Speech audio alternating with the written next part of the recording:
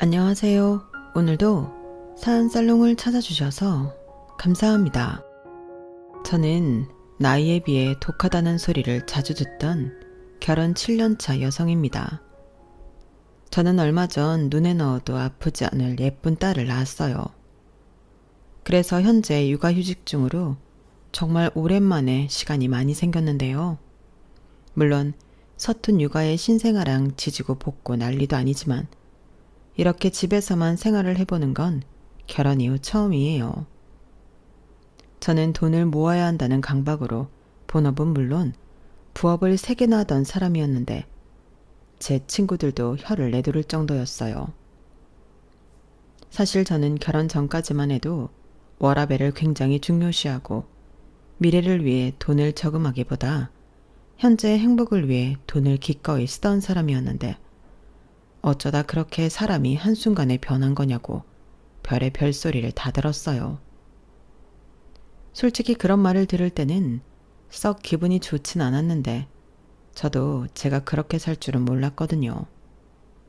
하지만 결혼 후 상황이 달라지고 목표하는 바가 분명해지니 전에는 상상도 할 수 없던 일을 제 손으로 기꺼이 하게 되었는데 그 배경에는 시댁, 아니 시어머니가 계셨어요. 그리고 지금부터 그 이야기를 구체적으로 여러분들에게 들려드리고 싶어 이렇게 사연을 신청하게 되었는데 부디 제 사연 좀 끝까지 듣고 소중한 의견 좀 남겨주시길 바라겠습니다. 그럼 본격적인 이야기를 시작해 볼게요. 우선 그 얘기를 하려면 저와 남편 이야기부터 짧게 해야 할 것 같은데 저희 두 사람은 같은 회사에서 만났어요. 남편이 제 바로 위 상사였는데 처음엔 원수도 그런 원수가 없을 정도로 서로 앙앙거리는 사이였죠. 그런데 영원한 적도 영원한 아군도 없는 사회에서 원수였던 남편은 한순간 제 남자친구가 되었는데 사람의 눈이 참 간사하더라고요. 그렇게 미워 죽겠던 상사가 사실은 저 모르는 굳은 일을 도맡아 하고 있었고 저랑은 아웅다웅해도 다른 사람이 저에 대해 안 좋은 소리를 할라치면 남편이 그 꼴을 보지 못하고 두 팔을 걷어붙이고는 싸웠다는 걸 나중에 알게 되었는데 그때는 솔직히 기분이 이상했어요. 아니 왜? 나 좋아하나? 별의별 생각이 다 들었는데 한순간에 원수 같은 사이는 미묘한 사이가 되어버렸죠. 그렇게 변화를 한 번 겪은 저희 두 사람은 결국엔 사내 연애를 하는 연인 사이가 되었는데 그때는 신기하게도 원수 같은 게 아니라 제 눈에 꽃미남처럼 보였어요. 그야말로 눈에 콩깍지가 씌인 건데 저도 제가 이럴 줄은 몰랐죠. 그렇게 연애하고 결혼하는 그런 자연스러운 수순을 밟은 저희 둘이었는데 연애를 하면 서로 집에 대한 이야기를 하게 되잖아요. 가족이 될 수도 있는 사람들이기에 더 궁금했는데 들어보니 남편 집은 시아버님이 계시지 않고 시어머니만 계셨어요. 그리고 다행이라고 해야 하나? 시아버님이 사고로 돌아가시고 보험금과 보상금이 그래도 넉넉히 나와 남은 가족들이 사는 데는 큰 어려움이 없었다고 했는데 시어머니가 경기도 외곽이긴 하지만 월세 나오는 건물도 하나 있고 나름 경제적으로 여유가 있는 분이더라고요. 그에 반면 저희 집은 평범한 집안이었는데 부모님 모두 공무원이셨고 누구처럼 월세 받을 건물은 없어도 저랑 남동생 남부럽지 않게 키울 수 있는 정도였어요. 게다가 자식은 저희 남매도 두 분 다 공무원이라 노후 걱정은 없었는데요. 살고 있는 집도 대출 없는 부모님 자가였고 두 분 다 퇴직 후 공무원 연금이 나올 테니 저도 제 동생도 일찍이 그 부분은 부담 주지 않으셔서 감사하게 생각하고 있었어요. 그래서 제 딴에는 시댁이 건물이 있고 돈이 좀 있다고 해도 저희 친정이 크게 기운다고 생각하지 않았는데 시어머니가 상견례 자리에서 선뜻 이런 말씀을 꺼내셨어요. 요즘 세상에 남자 여자 따지는 것도 우습죠. 옛날에야 여자가 시집가면 남편 뒷바라지하고 자식 키우고 시부모 봉양하느라 희생한다고 하지만 요즘 여자애들이 어디 그런가요? 자기 권리 다 찾고 뚝소리 나는데 저도 딸이 있어 잘 압니다. 그래서 하는 말인데요. 신혼집으로 양가가 1억씩 해주는 건 어떨까요? 2억이면 큰 평수는 아니더라도 작은 평수 아파트 전세 정도는 들어갈 수 있을 것 같은데. 애들 그렇게 시작하라고 하죠. 마음 같아서는 다 큰 성인 지들 힘으로 처음부터 시작하라고 하고 싶지만 그러기엔 또 애들이 불쌍하니까요. 어떠십니까? 혹시 1억이 부담스러우신가요? 라고 하셨는데 솔직히 1억이라니 듣는 저도 좀 놀랐어요. 물론 양가에서 1억씩 주신다면 너무 큰 도움이고 또 감사한 일이지만 1억이 결코 작은 돈이 아니었기에 괜찮을까 은근 걱정이 되더라고요. 하지만 저희 아빠는 그럼 그렇게 하시자고 찬성이라고 웃는 얼굴로 말씀하셨는데 제가 나중에 정말로 괜찮으신 거냐 혹 대출을 받으셔서 주실 생각인 거면 싫다고 말씀을 드리니 저희 엄마가 걱정하지 말라고 하셨어요. 아무렴 자식 결혼을 빚져서 보낼까. 너도 근석이도 시집장가 보내려고 엄마 아빠가 진작부터 모으고 있던 돈이 있었어. 그 돈 쓰는 건데 뭐. 대신 혼수는 달리 못 해주니 그건 김서방이랑 알아서 해라. 이렇게 말씀을 해주셨는데 그러니 안심이 되더군요. 게다가 양가에 똑같이 1억이니 정말 큰 도움이 될 것 같아 기분이 좋았는데 갑자기 생각지도 못한 일이 벌어졌어요. 신우가 왜 오빠만 1억을 해주냐고 꼬라지가 났다고 합니다. 참고로 신우는 남편과 달리 일찍 결혼해 그때 당시 비슷한 물가로 5천만 원 자기 엄마한테 받아갔는데 3년 살고 이혼해서 다시 자기 친정, 그러니까 저에겐 시댁에 들어와 살고 있었어요. 거기에 애까지 데리고 와서 시어머니에게 얹혀 살고 있었는데 아무리 알아듣게 시어머니와 남편이 설명을 해도 도통 들어먹질 않는다는 겁니다. 그리고는 자기도 똑같이 1억을 해줘야 하지 않냐고 나머지 5천만 원을 달라고 했다는데요. 시어머니가 집에서 놀고 먹는 너랑 손녀까지 봐주고 있는데 무슨 5천만 원이냐고 매일이 전쟁통이라고 했어요. 그리고는 어쩔 수 없다며 저한테 아무래도 저놈의 기집애 때문에 1억 원 다 못 해주겠다. 아무리 설명을 해도 귀를 막고 떼만 쓰는데 내가 아주 죽겠다. 그러니 너희도 5천만 원 가지고 시작해. 내가 저거 1억 채워주려면 내 주머니에서 1억 5천이 나가야 하는데 그럴 수는 없지 않니? 내가 딱히 직업이 있는 것도 아니고 가지고 있는 거 까먹는데 이해해줘라. 그래도 니네 집에는 아무 소리 하지 마. 그럼 다 해서 1억 5천인데 그 정도면 집 구하는데 발품이야 좀 팔아야겠지만 불가능하진 않잖아. 우리 합리적으로 생각하자. 라고 말씀하셨어요. 물론 5천만 원도 큰 돈이지만 처음부터 몰랐으면 모를까 1억을 주신다는 거에서 5천만 원으로 줄어드니 뭔가 기분이 별로였는데 거기에 합리적 어쩌고 하면서 저희 집에서는 1억을 받으라고 하시는 말이 더 마음에 안 들었어요. 그래서 사정을 말씀드리고 저희 집에도 똑같이 5천만 원 받았는데요. 그 돈으로 신혼집을 구하는 게 너무 힘들긴 하더라고요. 그리하여 저희는 전세자금 대출을 받을 것인지 아니면 아파트가 아닌 빌라 전세를 알아보던지 해야 했는데 역시 빚지는 것보다는 빌라 전세가 낫다 판단했어요. 하지만 그때가 전세 매물이 없어도 너무 없을 때라 빌라 전세 구하는 게 하늘의 별 따기였는데요. 그래도 간절히 원하고 발품 손품을 파니 낡은 빌라긴 했지만 구하긴 구했어요. 그런데 시어머니는 이런 게 집이냐? 아휴, 그러게 왜 내 말을 안 듣고 사서 고생을 하니? 니네 부모한테는 1억을 받았어야지. 5천 차이면 이것보다 훨씬 나은 곳을 찾을 수 있었을 텐데 라고 핀잔을 주셨고 나중에 저희더러 어차피 집 사는 건 다 빚이야. 내가 받은 경기도 쪽에 아파트가 하나 있는데 그걸 융자 받아서 살아. 거기 내가 알아보니까 곧 재개발된대. 사놓기만 해도 2배, 3배는 뛴다니까. 라며 난데없이 집을 사라고 하셨는데 위치도 그렇고 융자를 받아서 사라니 내키지 않았어요. 빚지는 게 싫어서 빌라 전세를 사는 건데 그걸 아시고도 저런 말씀을 하시는 저희가 뭔지 모르겠더라고요. 다행히 남편은 신경 쓰지 마. 우리가 내키지 않으면 그만이지. 라고 제 마음을 편하게 해줬는데 남편은 은근히 시어머니가 1억을 준다고 했다.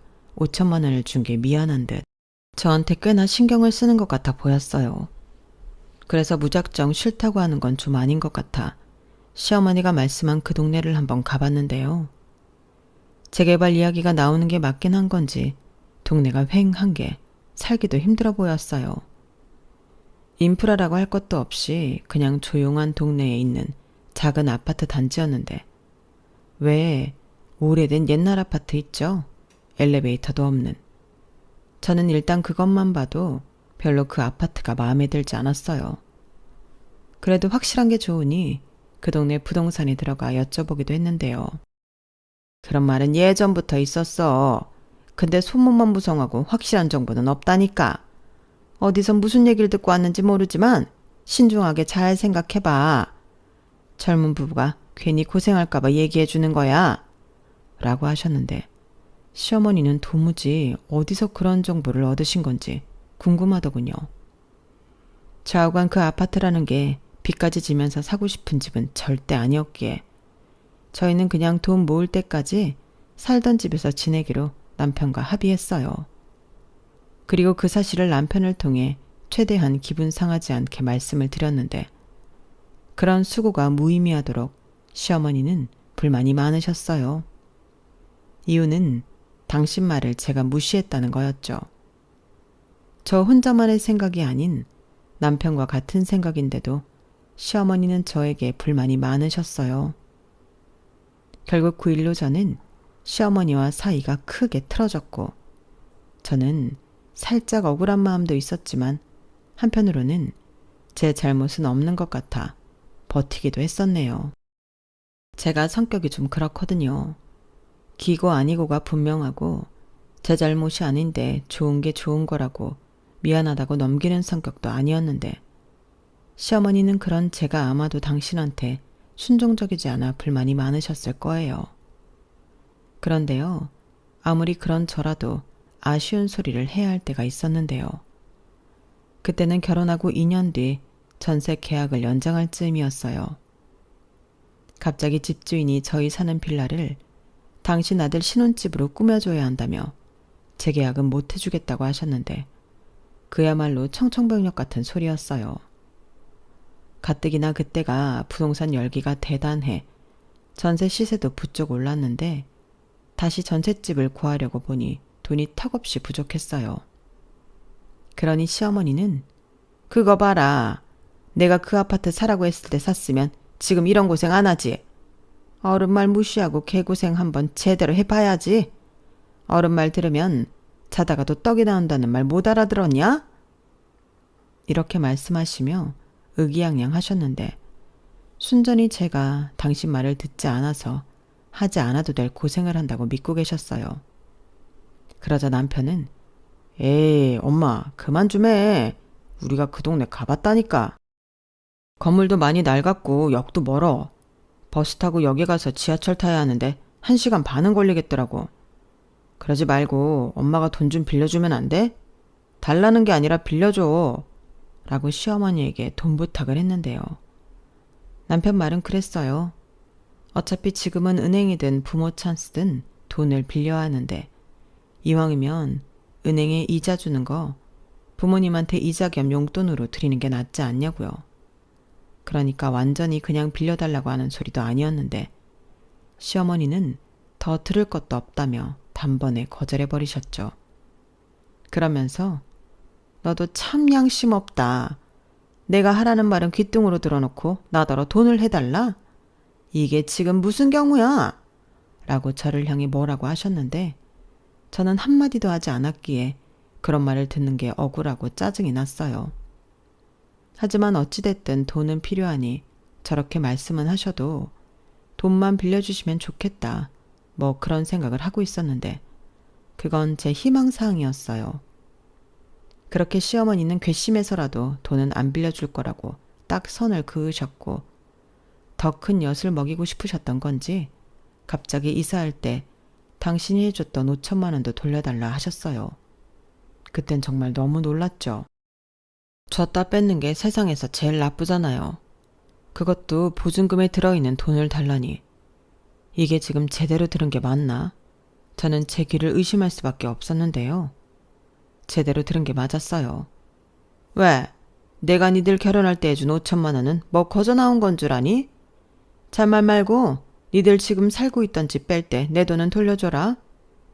시어머니는 이렇게 말씀하시며 승리의 미소를 지으셨는데 다른 사람도 아니고 부모가 자기 자식들 고생해보라고 저러는 심보가 너무 화가 났어요. 그건 남편도 마찬가지였죠. 엄마, 진짜 너무한다. 어떻게 우리한테 그래? 처음에 1억 준다고 했다가 5천 해주고는 이젠 그 돈도 달라고? 왜? 그럼 안 되니? 내 돈이 맞잖아. 돈 받았으면 좀 알랑알랑 해보든가. 돈은 다 받아놓고 이러는 게 더 너무한 거 아니니? 부모한테 도움 받는 게 당연한 일이야? 누가 당연하대? 지금 우리 상황이 이런 걸 엄마가 다 알면서 그러니까 그렇지. 막말로 혜영이는 이혼하고 집에 들어왔는데 5천만 원 토해내라고 하지 않았잖아. 그야 걔는 억울하게 이혼당해서 집에 왔으니까 그렇지. 너는 네 동생이 불쌍하지도 않아? 불쌍하긴 뭐가 불쌍해. 나라도 이혼해. 겁대가리 없이 인터넷 도박이 웬 말이야? 시끄러워. 너는 네 처 있는데 왜 그 얘기를 꺼내? 혜영이 네 동생이야. 오빠면 동생의 허물을 덮어줘야지. 이건 뭐 일부러 끄집어내서 동생 망신을 줘? 엄마가 형평성 없게 억지를 부리니까 그렇잖아. 그럼 엄마 돈 돌려드리면 나머지 5천만 원은 처가에 돌려드려? 뭐라고? 정신 나간 놈. 그 돈을 왜 줘? 한 번 받았으면 끝이지. 너 바보야? 내가 하고 싶은 말이 그 말이야. 한 번 줬으면 끝이지. 너 조용히 안 해? 네가 이러니까 네 처가 나를 무시하는 거야. 시아버지도 없고 내가 얼마나 만만하면 나를 깔보겠어? 어머니, 제가 언제요? 저 그런 적 없어요. 아무래도 전에 그 아파트 저희가 안 산 거 가지고 이러시나 본데 그 아파트요. 재개발 소문만 있지 확실한 정보는 없다고 부동산 사장님이 말씀하셨어요. 더욱이 저희 회사는 서울인데 멀기도 하고 엘리베이터도 없고요. 누가 영원히 살라니? 그리고 넌 말이 좀 이상하다. 그럼 내가 확실하지도 않은데 그 집을 사라고 했다는 거냐? 그게 어머니 시끄럽다. 나는 한 입 가지고 두 말 안 해? 네가 나를 그리 생각하니 내 돈도 뱉어놓는 게 맞는 거다. 시어머니는 아무래도 제가 잘못했다고 싹싹 빌길 바라셨던 것 같아요. 그리고 당신이 돈 가지고 이렇게 나오면 제가 하는 수 없이 두 손 두 발 들 거라고 믿어 의심치 않는 눈치셨는데 그게 너무 빤히 보이니 더 하기 싫더라고요. 그럴 생각도 없었지만요. 그래서 오만정이 떨어졌고 저는 그냥 남편한테 월세를 살더라도 그냥 어머니한테 5천만 원 돌려드리자 이렇게 말했는데 남편이 미안해 어쩔 줄 몰라 하더군요. 그러게 시어머니는 당신이 그러면 그럴수록 당신 아들 기만 죽이는데 그걸 정녕 모르셨나 봐요. 그리고 저희는 고민 끝에 저희 부모님에게 돈을 빌리기로 했고 저희 부모님은 이자는 필요 없으니 알아서 잘 갚으라며 1억을 빌려주셨는데요. 그렇게 저희는 오피스텔 전세로 이사를 갔어요. 그때 시어머니에게 5천만 원을 계좌이체로 돌려들었는데 저희가 진짜로 돈을 뱉어낼 줄은 몰랐다는 듯 표정이 일그러지셨죠. 그러면서 이렇게까지 할 일이냐 더 불같이 화를 내셨는데요. 아니 달라고 해서 힘들게 드렸는데 왜 그러시는 건지 저는 그 심보가 싫었어요.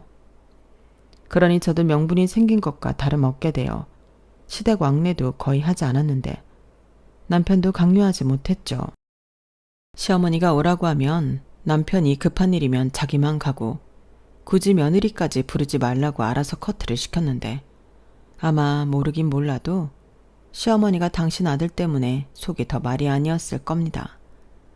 아들 자식 낳아 키워봤자 소용없다고 그런 생각을 하셨을 게 분명했는데요.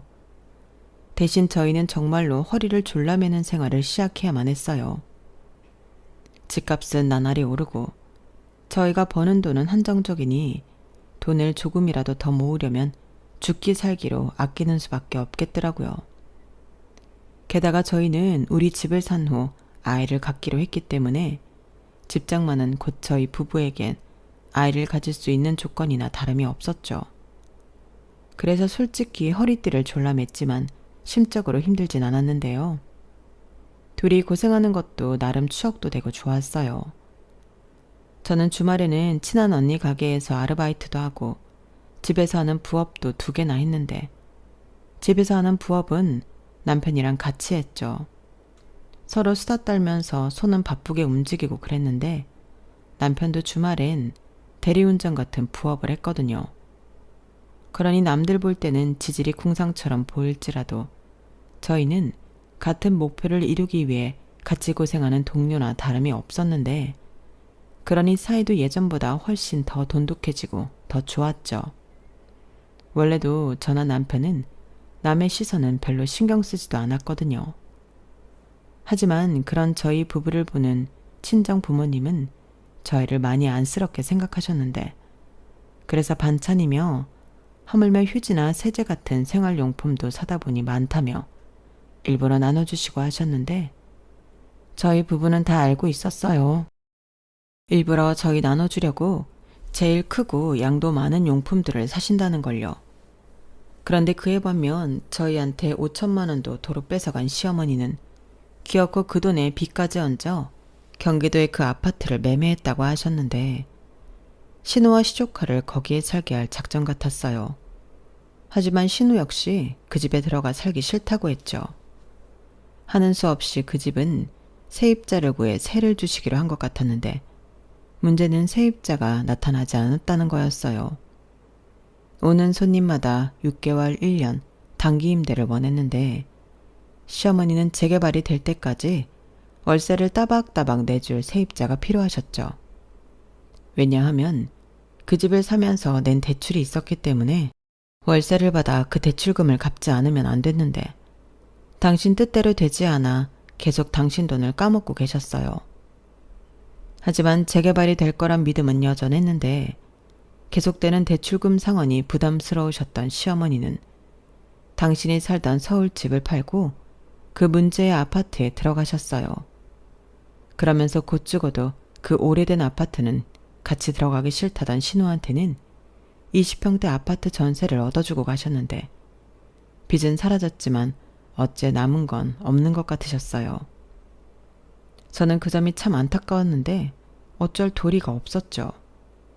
제가 말린다고 제 말을 들을 시어머니도 아니었고 신우랑 남편도 자기들 엄마를 말리지 않는데 며느리인 제가 나서는 것도 웃기다고 생각했어요. 그리고 저희 부부는 최소한의 돈으로 생활하기를 3년, 드디어 우리 집을 장만했는데요. 사실 여기에도 사연이라면 사연이 있었죠. 제가 아무리 생각을 해봐도 우리가 빚을 지지 않고 순수하게 돈을 모아 서울의 아파트를 산다는 건 현실적으로 불가능할 것 같더라고요. 그래서 부동산 공부를 하다 경매 쪽 공부로 전환했는데 세상에나 경매로 나온 부동산이 생각보다 많은 거 있죠. 물론 누군가는 사연 있는 집이라고 꺼려하는 분도 계신데 저는 그렇게 생각하지 않았어요.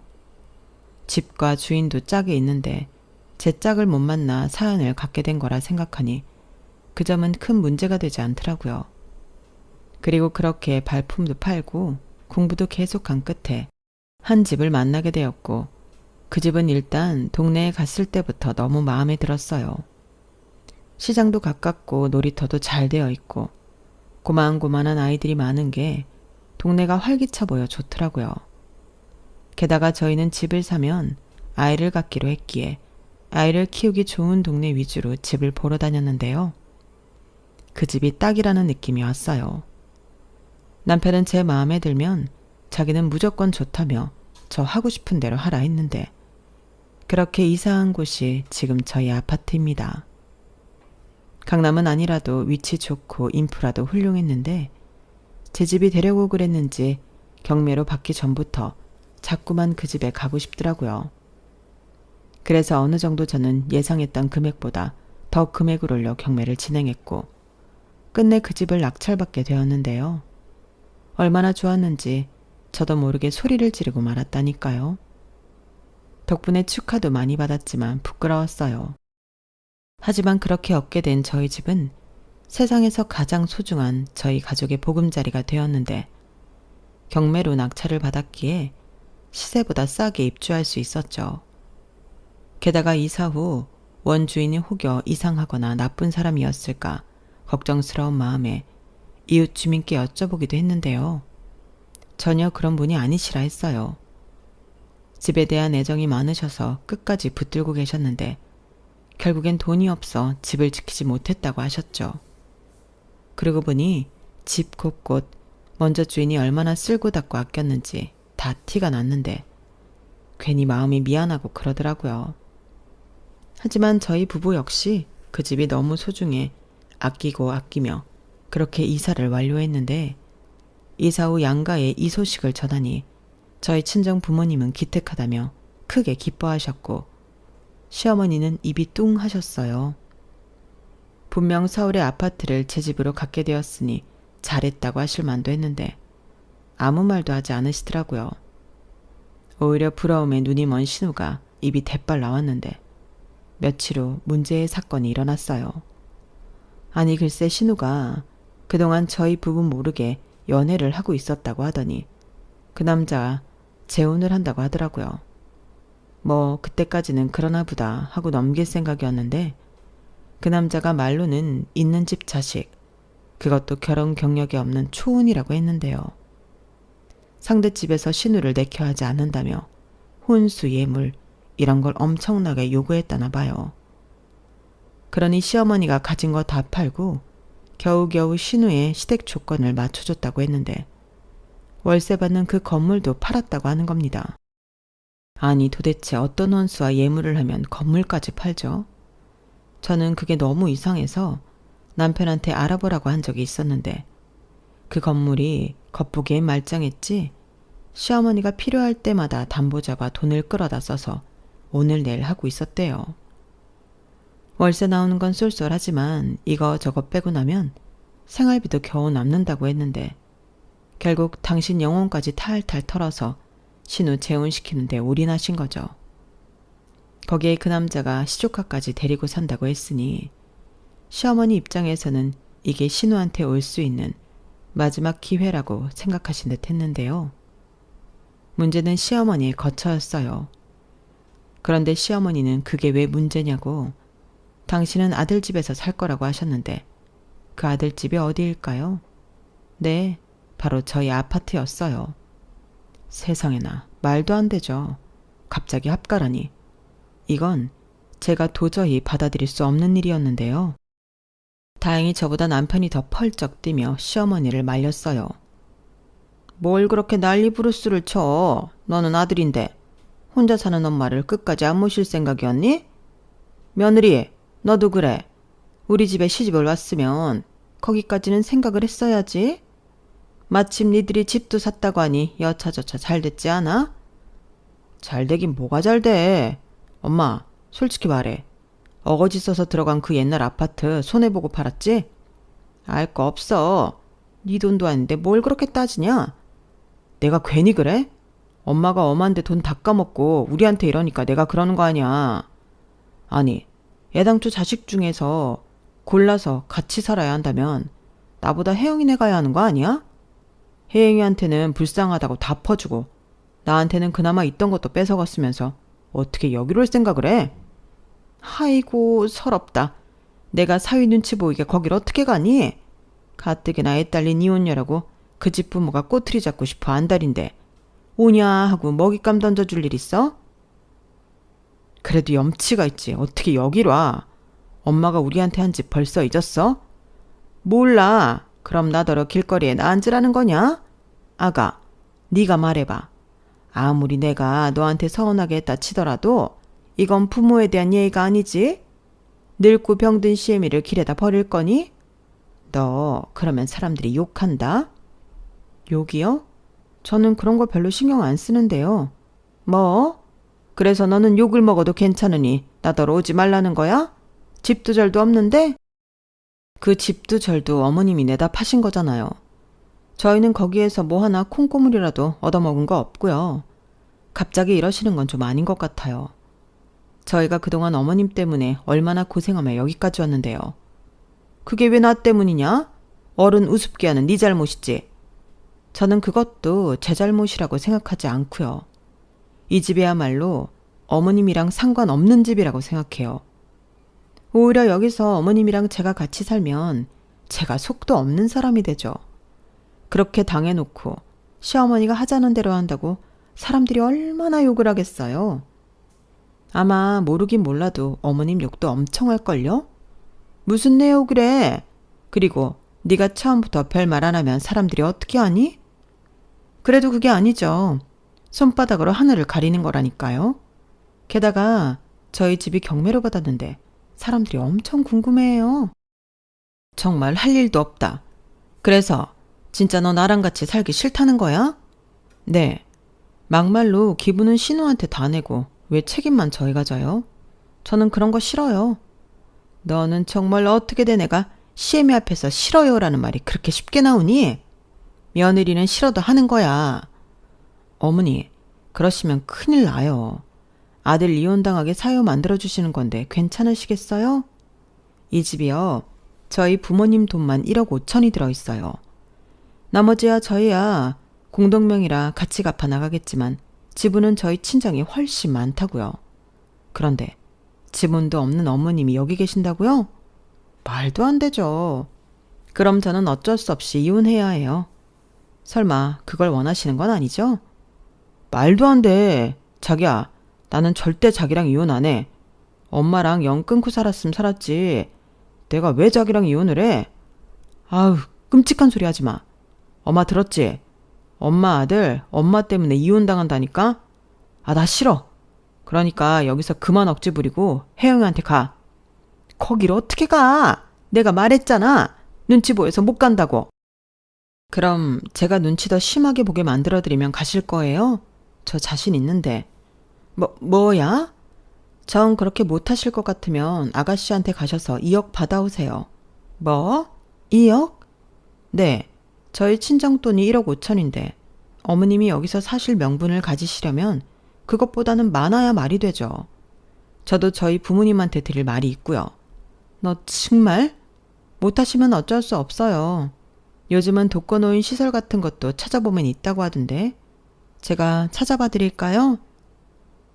저는 눈 하나 깜짝하지 않고 시어머니한테 말했어요. 저는 정말로 시어머니가 무작정 같이 살아야 한다고 밀고 들어오면 남편과 이혼까지도 불사할 생각이었거든요. 그리고 그런 제 성격을 아는 남편은 필사적으로 자기 엄마를 막았는데 결국 시어머니는 저한테 모든 화살을 돌리며 저를 원망하셨어요. 네가 문제야. 네가 나를 얼마나 우습게 알면 내 앞에서 그런 말 같지도 않은 소리를 해? 어디서 싫다는 소리를 하는 거야? 내가 이 집에 들어와 살면 내 아들이랑 이혼하겠다고? 너 지금 나 협박하냐? 가만 보니까 네가 착한 내 아들을 쥐고 흔드는 것 같은데 나도 너 같은 며느리 트럭으로 갖다 줘도 노 땡큐야. 이혼하려면 해라. 나는 내 아들이랑 살 거야. 이렇게 악다구니를 치셨는데요. 그 말을 듣고 제가 아닌 남편 얼굴이 사색이 되었죠. 이혼하고 자기 엄마랑 둘이 살 걸 생각하면 너무 싫다고. 차라리 회사도 때려치우고 어디 모르는 곳에 잠적해서 살 거라고 했는데 시어머님 표정이 지금도 생생해요. 그 표정이란 배신감에 치를 떠는 그런 얼굴이었는데 시어머니는 당신 아들이 저 때문에 그렇게 변했다고 생각하셨겠지만 저는 맹세코 남편에게 그런 식으로 말을 한 적이 없어 당당했죠. 제가 아닌데 찔릴 것도 없으니까요. 결국 제가 아닌 당신 아들 때문에 저희 집에 들어오는 걸 포기하신 시어머니는 그래도 믿는 구석은 딸뿐이라 신우한테 간 모양이었는데요. 그 집에서는 아주 문전박대를 당했다고 하더군요. 자기 또 이혼 당하는 꼴 보고 싶냐고 신우가 사색이 되어 자기 엄마를 쫓아냈다고 하는데 정말 저런 자식 낳을까봐 무서운 거 있죠. 저희야 받은 거 하나 없어 싫다고 했다지만 자기 엄마 가지고 있는 거 죄다 털어 시집간 딸이 그러면 안 되는 거잖아요. 하지만 신우는 자기 재혼이 더 중요한 사람이었고 그렇게 시어머니는 정말로 길거리에 나앉게 되었죠. 그때 살짝 제 마음도 좀 불편했는데 그렇다고 이제 와서 제가 꼬랑지 내리기엔 너무 억울하기만 했어요. 남편 역시 저한테 말은 못해도 소가리를 하는 듯 했는데 자기 동생한테만 전화해서 난리를 치더라고요. 하지만 신우는 이번에도 이혼당하면 오빠가 책임질 거냐? 자기는 시집갔으니 남이라고 생각해라. 이런 식이었는데요. 하는 수 없이 저는 결단을 내려야만 했습니다. 남편이랑 정말로 헤어질 게 아닌데 길거리에 나앉은 시어머니를 외면할 수는 없겠더라고요. 하지만 한 집에서 합가는 말도 안 되는 일이었고 고민하고 또 남편과 상의한 끝에 시어머니의 고향집에 시어머니의 거처를 마련해 드리기로 했는데요. 다행히 거기엔 시어머니의 친정 식구들이 있었고 그분들이 밭이며 논이며 일거리가 널렸다고 했는데 집도 연세라는 게 굉장히 저렴했어요. 물론 아주 좋은 집이라고는 할 수 없지만 거기에 모시면 소일거리도 있고 먹고 사시는데 문제가 없겠더라고요. 게다가 의지할 가족도 있으니 더할 나위가 없겠다 싶었는데 시어머니는 그런 일 하기 싫어 서울로 시집 온 거라며 끝까지 가기 싫다고 하셨어요. 하지만 당신도 뾰족한 수가 없으니 결국엔 내키지 않지만 고향으로 돌아가시게 되었고 저희는 연마다 연세 정도는 내드리겠다고 했는데 시어머니는 고마워하지 않으셨어요. 뭐 거기까지는 기대도 하지 않았는데 제 마음 편하려고 한 일이니 상관없더라고요. 덕분에 여러모로 걱정해주러 오히려 좋기만 했는데요. 지금까지 시어머니는 그곳에서 매일 흙이랑 씨름하며 지내십니다. 요즘은 마음을 조금 고쳐드셨는지 올 초부터는 이것저것 수확한 것도 보내주시는데 제가 아기 낳고 그런 먹거리에 관심이 많다 보니 처음으로 시어머니에게 감사한 마음이 들더라고요. 그래서 저도 간식도 보내드리고 안마기 같은 것도 보내드리며 이제야 조금씩 관계회복을 하는 중인데요. 남편이 아닌 척해도 좋아하는 눈치예요. 아무래도 그렇겠죠. 그리고 사랑하는 남편이 좋아하니 저도 마음이 좋기만 한데 부디 이것을 시작으로 저와 시어머니의 관계가 좋아지길 바라는 마음입니다. 요즘은 애기 사진이랑 동영상도 많이 보내드리는데 날이 좋아지면 애기랑 남편이랑 한번 다녀오려고요.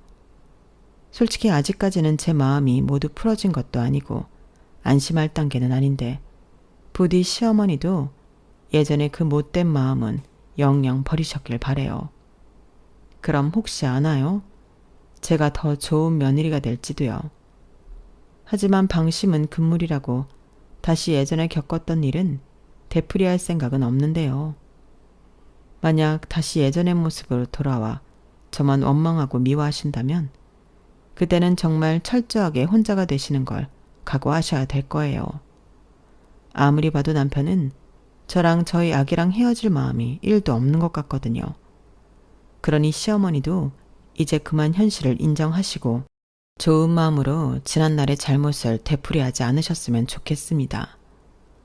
누군가 미워한다는 건 생각보다 에너지를 많이 쓰는 거더라고요. 그러니 저도 시어머니도 그런데 에너지 쓰지 말고 앞으로를 위해 거기에 아울러 우리의 행복을 위해 좋은 에너지를 마음껏 쓰길 희망합니다. 이상 제 사연은 여기까지예요. 제 이야기 재미있게 청취해 주셨을까요? 부디 그렇다고 많은 분들이 화답해 주시길 바라며 저는 이만 글을 줄이도록 하겠습니다. 지금까지 제 이야기에 귀 기울여 주셔서 대단히 감사합니다. 항상 건강 잘 챙기시고 행복한 날들 되세요. 고맙습니다. 여러분, 사연 댓글에 응원과 현명한 조언 부탁드려요. 좋아요와 구독은 저에게 큰 힘이 됩니다. 오늘도 좋은 일 가득하세요.